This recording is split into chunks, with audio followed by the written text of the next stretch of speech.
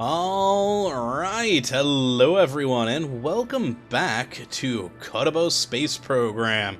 And let's just jump right into our save here, where we have 17 flights in progress. Now, that number's a little bit padded, considering those rovers that we sent up in the last episode. Well, I've still got Kerbonauts driving around on those things. I've been having a lot of fun with those rovers. I am liking them more and more every time I go back to them. Even though they were, well, they had a rocky start, and they didn't work quite as well as I would hope, or was hoping, rather. I do think that they'll work very well in other places, especially Duna, and originally, today's episode was me sending up that same laboratory with those rovers to Duna to figure that out, to see how well they'd work there. But I'm actually going to do that next episode, because instead today, what I'm going to do is a suggestion that was in the comments from the previous episode. Now, the comment in question basically asked me if I could test to see how low of an orbit you could possibly get around the Mun And Minmus. And now, sure, you could just go to a wiki and look that information up. Most likely, honestly, I didn't actually check, because I want to be surprised. I would like to know what this magical altitude is where you can roughly no longer orbit around the Mun And Minmus. And so for that, we need to conduct science. And to do this science, I want to use this multi-sat launcher test that I've been building for a few days now. And, well, this is basically the perfect opportunity for me to test this craft. Now, my original hope for this craft, if we just go up to the top, is my hope was to send this to other planets. Now, and modified, of course, with more fuel to reach places like Duna and Eve.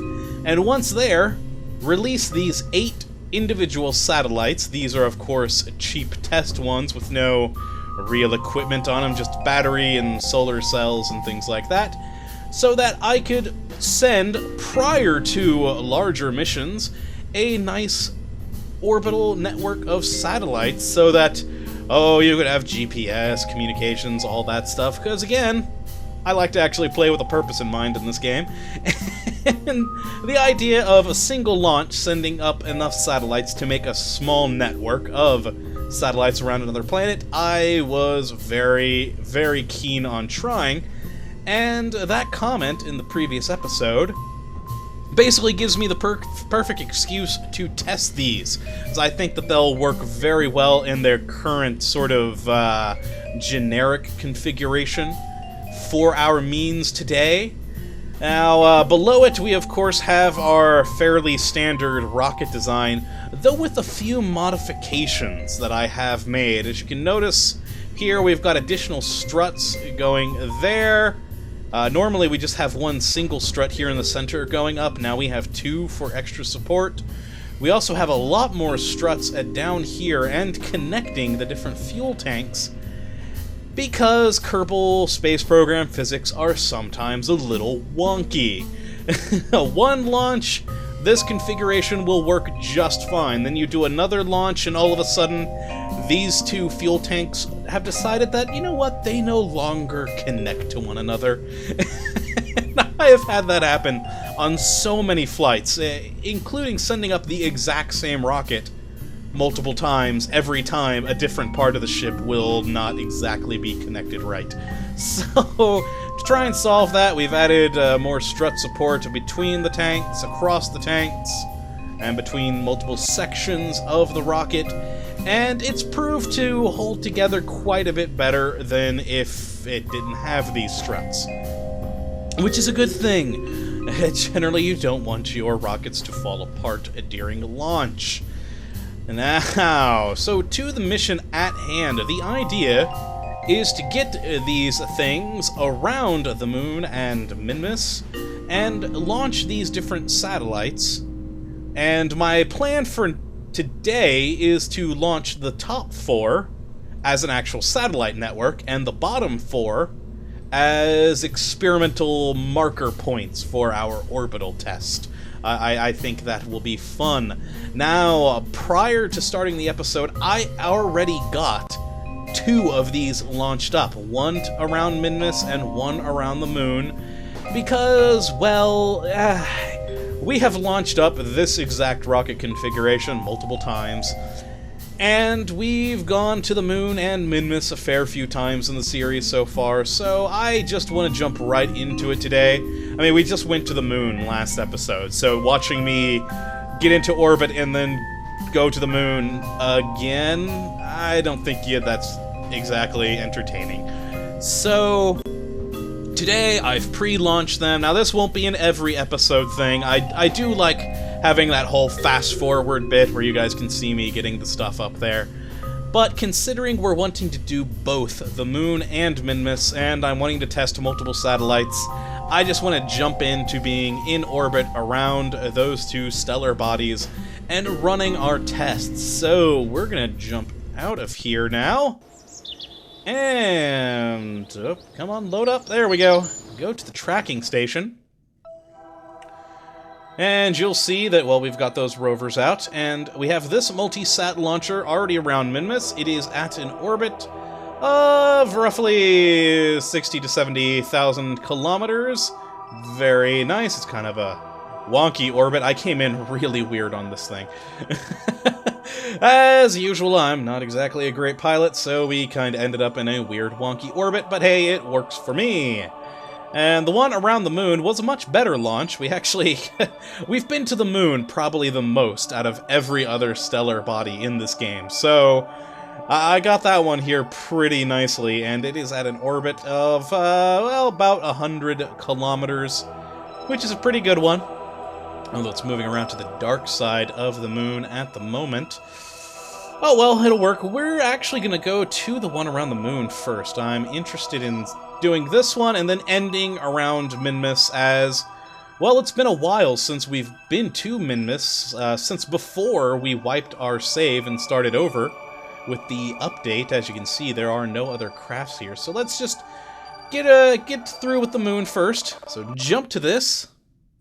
Now, it is a probe. We don't have any pilots on this thing. We've got the good old Stay Putnik. I love that probe. And then each of these individual satellites, basically little can satellites, has a small engine, small fuel tank, their own remote guidance unit, and a battery pack. So that hopefully, well, hopefully they work out well. Now, one thing I am worried about is this small fuel tank. Now, we have an equally small of engine, but I'll admit, this is the first time I've tested these, so I was going for low weight, low size, so that it would be a bit easier to launch into space, but I don't know exactly how much we're going to get out of these fuel tanks for this particular mission. We'll have to see. Now, I'm actually going to fast forward us until we are at a more lit position, so that we can, well, actually see what in the world we're doing. It won't exactly be entertaining for you guys to just be sitting in the dark while I'm maneuvering these things around. How is the battery doing? We're draining quite a bit. Oh, well, it's back on. Yeah, all of the different control units really do drain the power on this thing when it's just running idle. It's quite surprising, really. That's actually why I opened up these solar panels here on these 2 satellites, because with just these solar panels back here, well, honestly, they're horrible positioning. I should have had them, like, right here or so, because, well, they kind of get blocked, and yeah, they're getting no power. That one's got a little bit.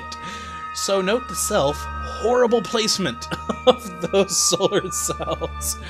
Alright, well, let's just launch these ones that are already have their, well, these things have plenty of battery power. Let's actually launch one of these along the side. I think that should work well. So let's decouple, and boom. And there we are. We are controlling this one now. Which, you know what, let's extend its solar panels now that we are clear of the ship. And what is our orbit? We're pretty much at a similar orbit with this one, a little bit lower now because we did launch away from the craft. And, I'm debating whether I actually want to do the orbital test first or just release this one as a satellite. You know what, let's just do this as a satellite, then head back and launch this one now that we're spinning somewhat. Alright. Excellent. There we go. And this particular craft, let's hit a maneuver node here and send it on an interesting... Whoa, what the heck is that doing? No. Well, we're already past it. Nope.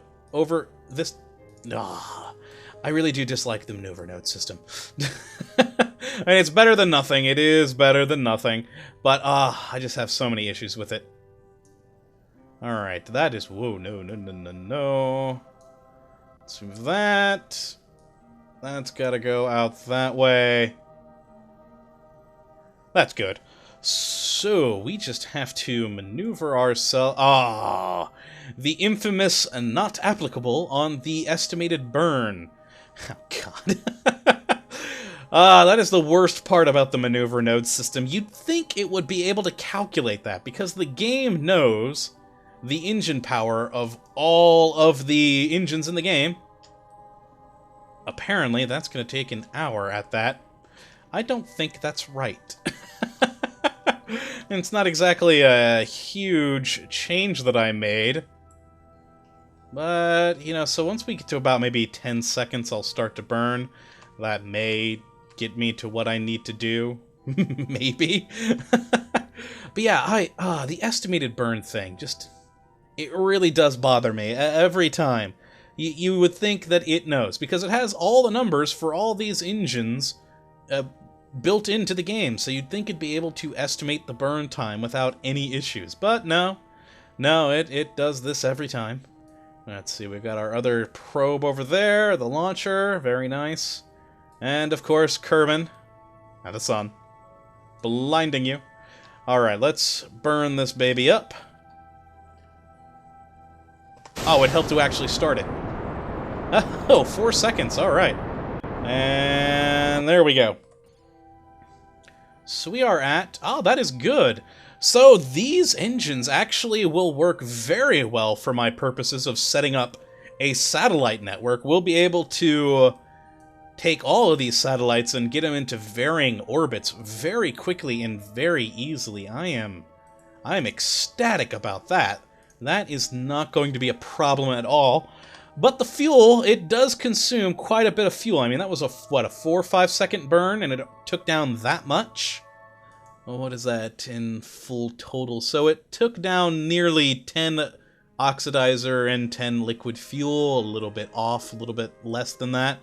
But nonetheless, that's not actually too bad. For setting up a satellite network, I think it'll work out very well, though we are around a very small stellar body, being the moon. So it might work a lot differently around Duna and places like that. But let's actually head back to... Oh, no nearby objects. Can I switch over here? Oh, yep, there we go. I do like that new feature. Alright. Now, we're not going to launch all these satellites today. I'll be playing around with them a lot more in my spare time. But it'll serve us very well for our testing. So this one... Alright, let's open this up. And you, so that we have plenty of power. You are flying away quite quickly. And you know what? Let's just start the test. Now, I was originally gonna do multiple launches to basically have, like, markers. Like, okay, we've got this one at, like, 30,000, this one at 20,000. But, yeah, I'm just gonna go for a very low altitude and see what happens.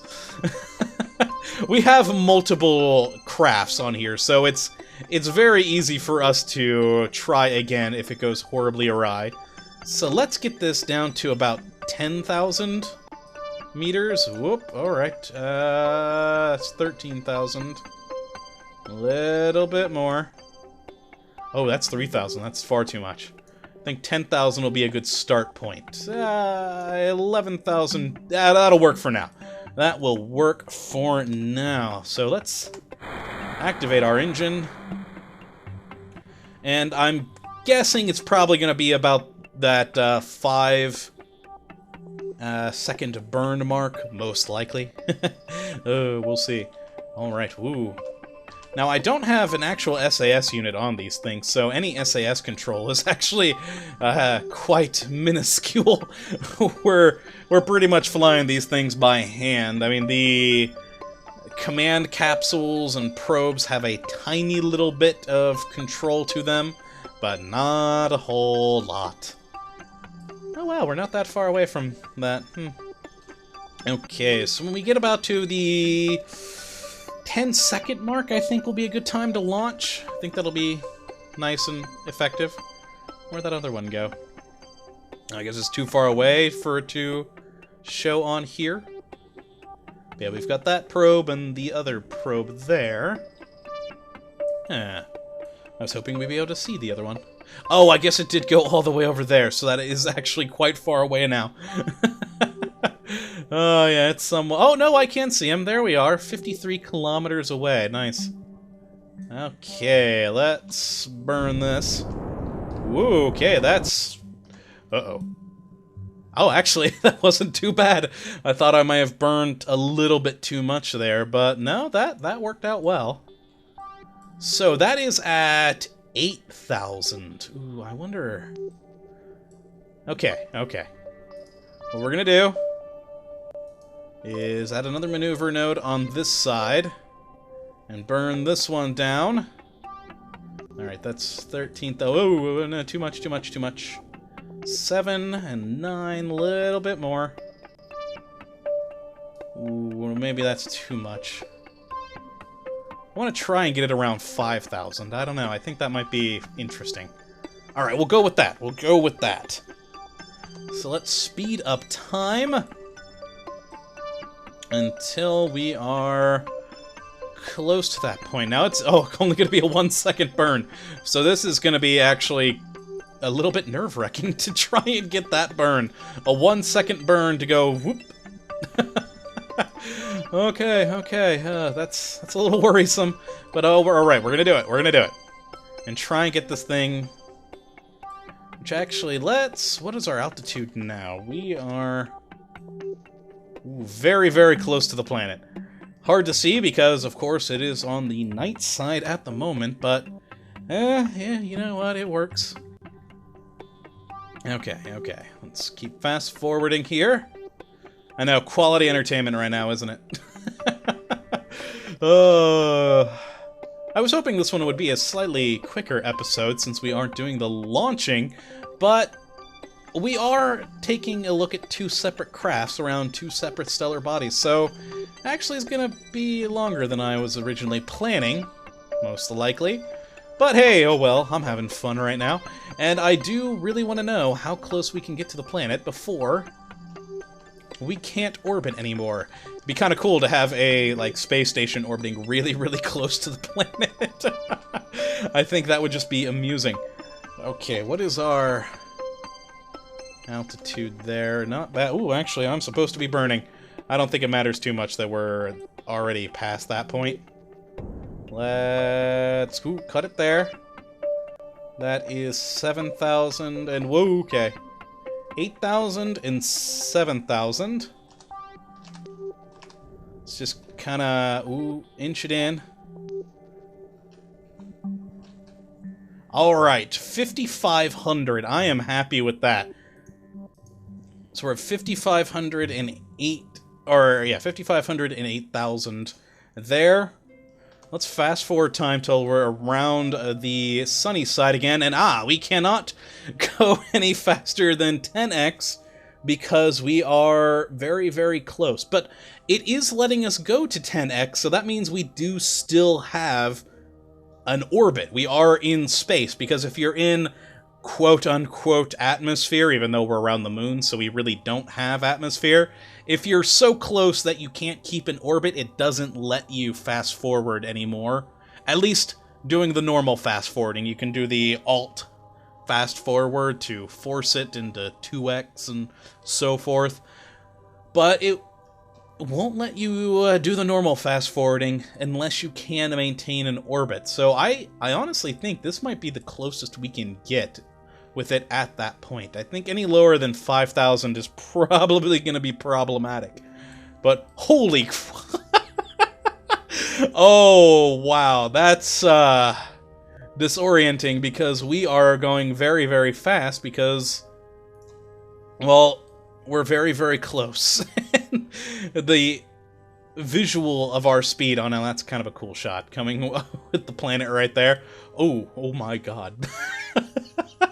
I was a little worried around that mountain right there. Huh. Okay, I think this is as close as we're going to get. Because that mountain or hill or whatever was uncomfortably close. And, oh man, honestly, an arch might take us out. But we are coming up to our lowest point at 5,511.10. Oh, back up! We're going back up. Oh, wow, look at that mountain right there. We are getting very close. Okay, so I'd say this is probably about as close as we can get. Anything lower than this, I'm pretty confident will kill us. Not because of the orbit, honestly, but because we'll probably hit the ground. I mean, look at that. We are very, very close. And going very, very quickly. Oh, wow, that is awesome. But that is, I think, a win. I'm gonna mark it and say that around the moon, 5,000 is probably the sweet spot that you want to be at. And wow, do you go around the moon quite quickly. Yeah, I think that will be the case. Anything lower than that, and you're probably gonna die. You know what? Let's actually try and get this thing a little lower. Let's try and go below the 5,000 mark. And I'm gonna fast forward through this bit just to see. I'll bring you guys back once we get closer over here.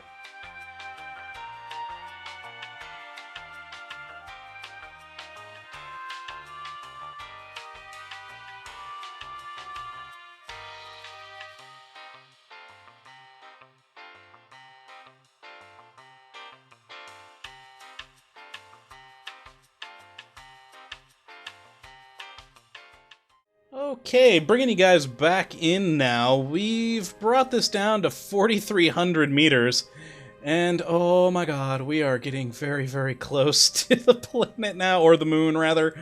Oh, wow, this worries me greatly. Oh, we are actually down to a 1x warp now.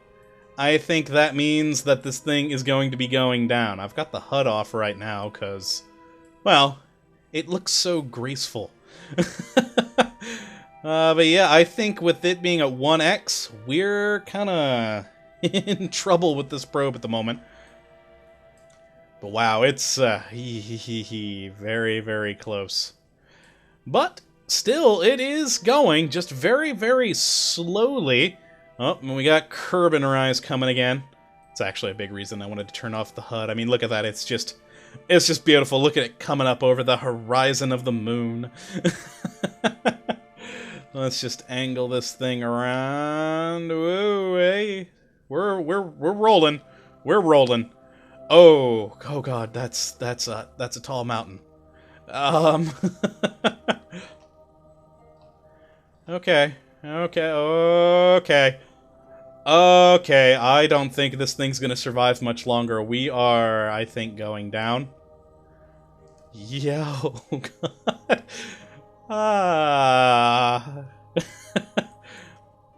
Oh yeah, I think we're about to hit the ground, right there. Okay!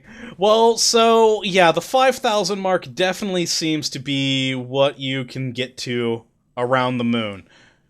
which I'm happy with that. So, let's scroll out and go over to our one around Minmus. So I guess I gotta go to the tracking station. There we go. So we lost a probe. Oh well, it's gonna be alright. We need to go to this one, and let's see how low we can get around Minmus. Now, I'm just going to go straight for the orbit around here. I'll build my little satellite network later. Oh, I'm way zoomed out. There we go. Oh, hey, you. Wait. That's not the one I wanted.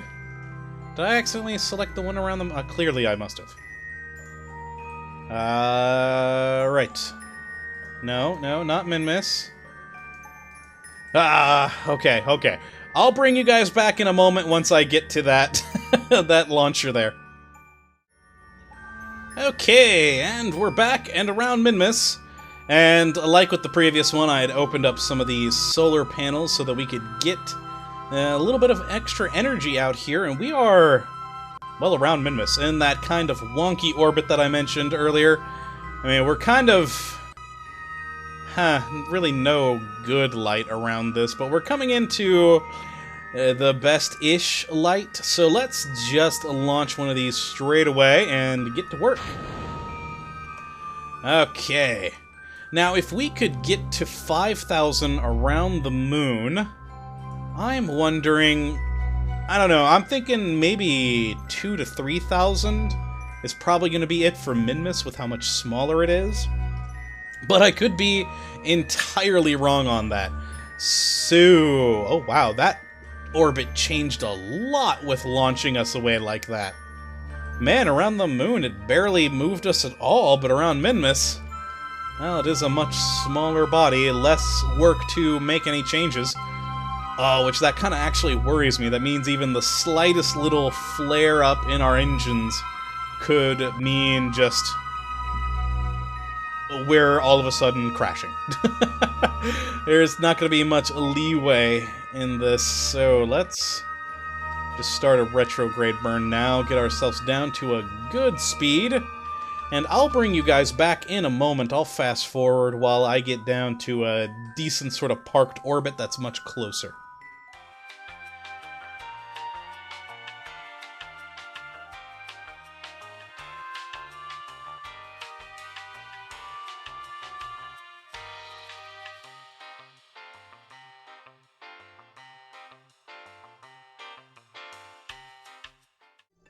Okay, bringing you back and quick saving.